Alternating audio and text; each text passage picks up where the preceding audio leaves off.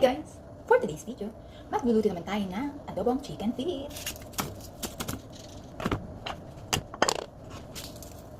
Gasa natin yung sibuyas. Luya. Cause the angel has gone away from me. Yan. Kapitas na tayo ng kalamansi. Anim lang yung kinuha ko kasi kukuha na lang ulit ako pag matabang pala siya or kulang pa pala sa asim. Pag adobo, mas prefer ko yung nilalagay kalamansi kaysa suka.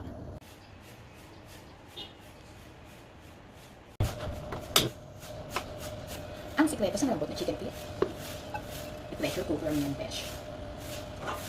I-ano lang muna natin siya. Sautay lang mo. Oil. Golden best, baka naman.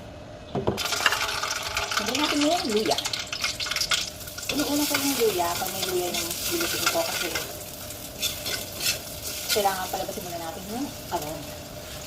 Next natin ang bawang.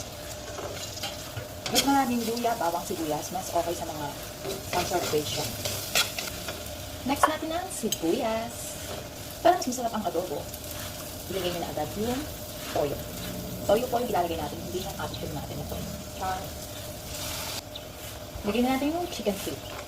Dito sa amin, pag nagluluto ng chicken feet, hinahati po siya para hindi siya mukhang kamay na nakaganon.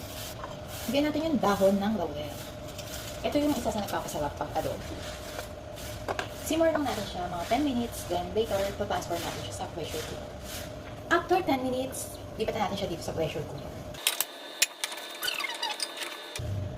Add tayo ng water. Siyempre, para hindi okay na to. Char. Cover na natin.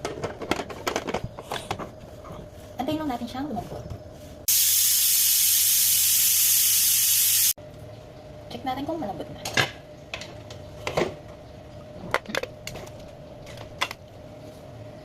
Lagyan natin yung kalamansi.